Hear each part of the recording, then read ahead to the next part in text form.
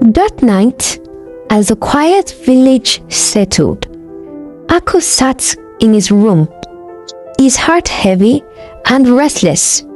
His thoughts were a storm of emotions, and he knew he couldn't carry them alone any longer. He needed to talk to Irene, to see her, to explain himself, and to set things right. With a deep breath, he picked up his phone and dialed a number. Irene was just finishing her evening prayers when her phone vibrated on the table. She glanced at the screen and froze. Aku! Her heart skipped a beat as she debated whether to answer. But before she could overthink, her fingers acted on their own, and she swiped to pick up the call. Irene, Aku began, his voice low and strained. I hope I'm not disturbing you. No, you're not, she replied, her tone steady, though her heart raced. I need to see you, Aku said, in person. I have some things I need to say. Irene hurriedly said, when? Next Sunday after sundown. There's a quiet spot in the farm settlement. It will be private. Please, will you come? The sincerity in his voice tugged at her resolve. After a brief pause, she said, all right, I will be there.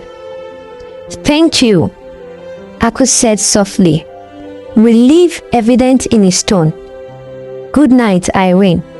Good night, Aku, she replied before ending the call. As she placed her phone down, a whirlwind of emotions surged through her.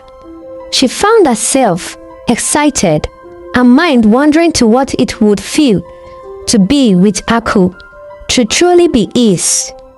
But then reality hit her like a cold wave. What are you even thinking, Irene? Aku is practically a married man, and you are here daydreaming. She shook her head, guilt flooding her chest. Dropping to her knees, she whispered a prayer. Father, please forgive me, and Lord, grant my heart desires only in accordance with your will. Amen. When she rose, there was a faint smile on her lips. For the first time in a long while, that same night, Aku lay awake, staring at the ceiling of his chamber. His thoughts were a jumble, and his heart felt like it was carrying the weight of the world. He had so much to tell Irene, but how could he find the right words? How could he confess his feelings and at the same time explain that their love couldn't be? He sighed, the turmoil keeping him restless well into the early hours of the morning. The next evening, as Irene drove back to the village from work, her thoughts were still consumed by the upcoming meeting with Aku. She was so lost in her musings that she almost didn't notice Adaobi stepping out of the village supermarket, dressed in regal attire. Irene slowed down her car, her gaze lingering on the poised and beautiful woman who was soon to marry Aku. For reasons she couldn't explain, a small smile appeared on Irene's face. She's perfect, she thought. Everything a queen should be. Yet, the smile stayed as she drove home, though her heart carried a mix of resignation and longing. When she arrived home, her mother greeted her with excitement, recounting a lively encounter with some foreigners at the market. Irene tried to laugh and engage in the conversation, but her mind was elsewhere. Eventually, she couldn't hold back her curiosity any longer.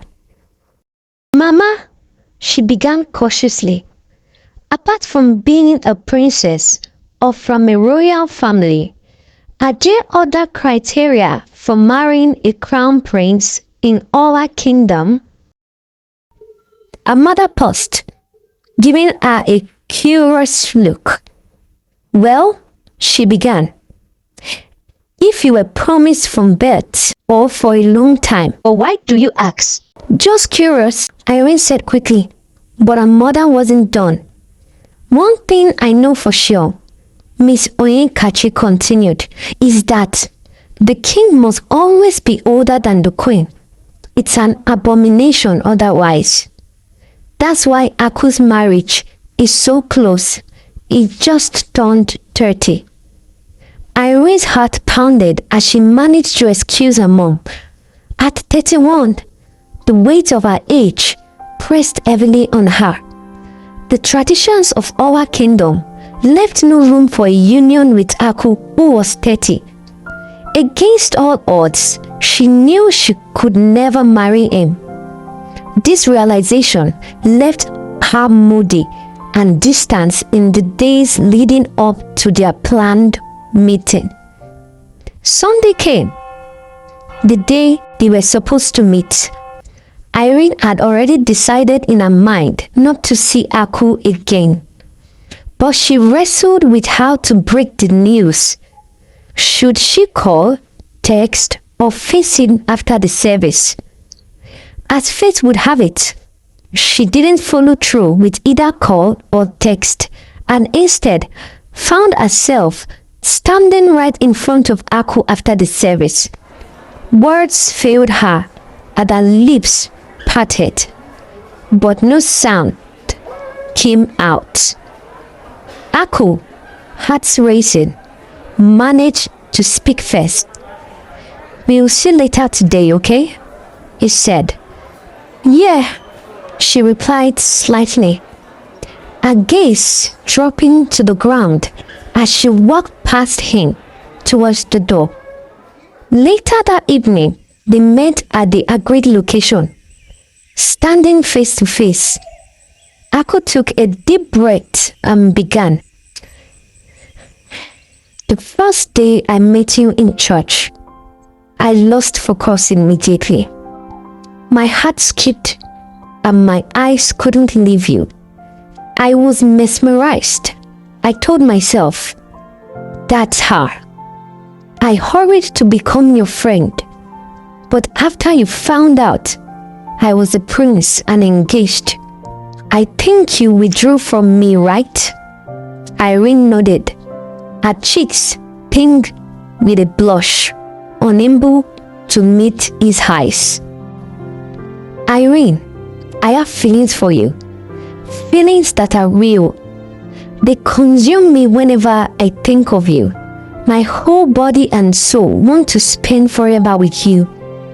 I've tried to fight it, but the more I pull away, the more it feels like I can't breathe.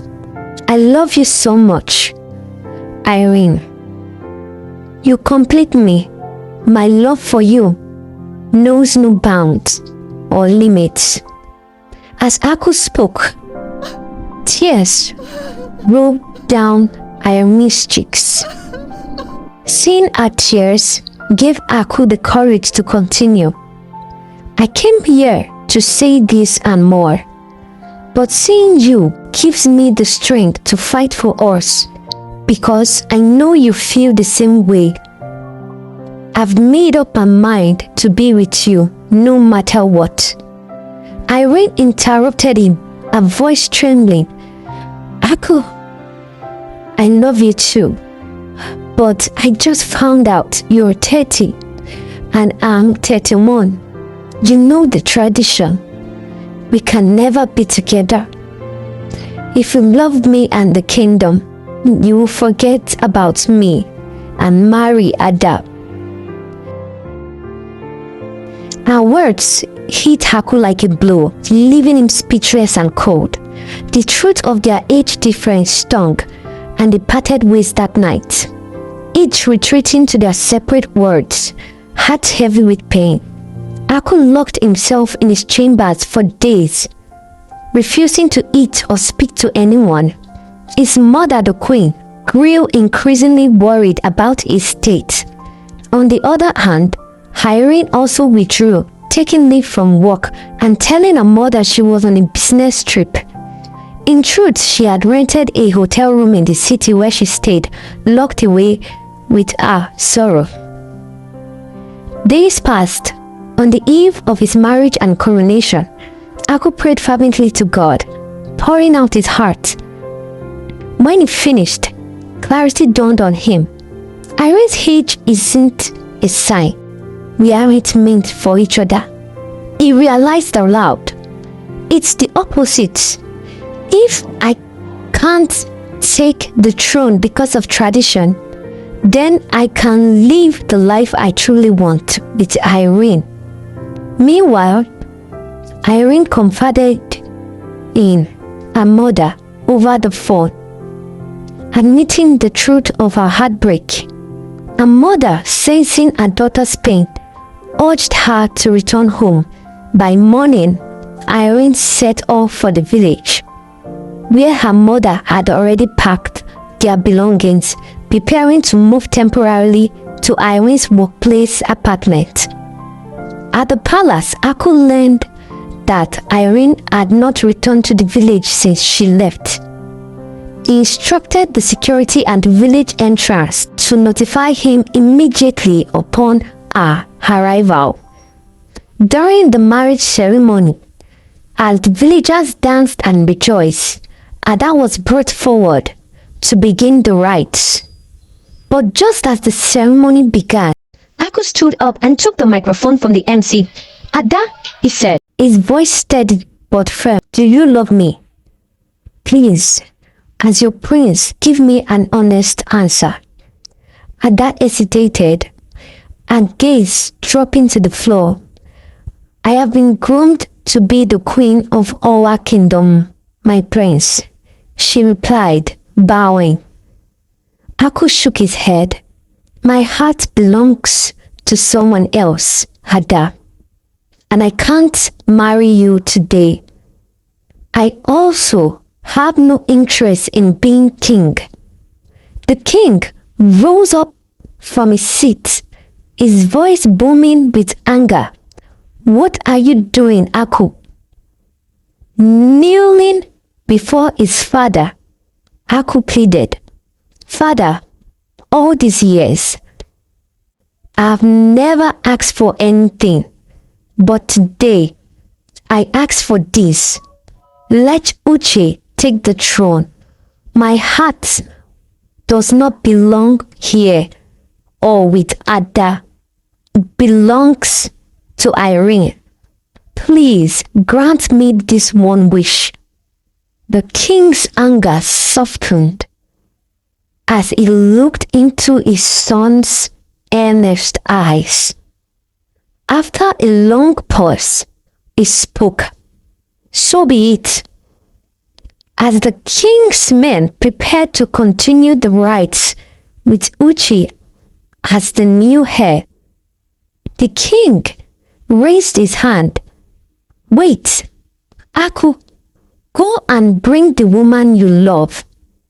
Let this day be a celebration of love and happiness.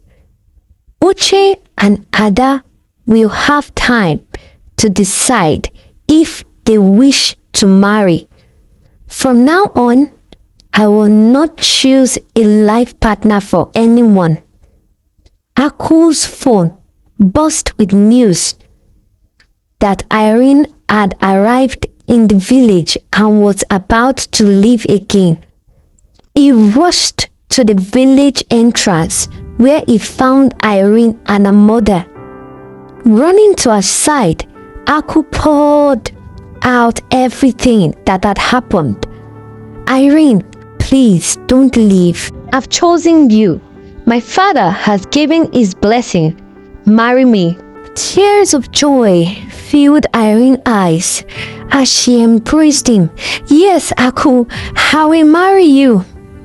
Aku took Irene back to the palace, where the villagers erupted in cheers. Days later, they were married in a grand ceremony and moved to the city to begin their new life together. Back in the kingdom, Uche and Ada began to build a friendship, taking time to understand each other. Over time, their bond deepened and they found happiness in their own way. The kingdom celebrated the unity and love of its people, and the story of Aku and Irene became a cherished tale of courage, love, and defying the odds.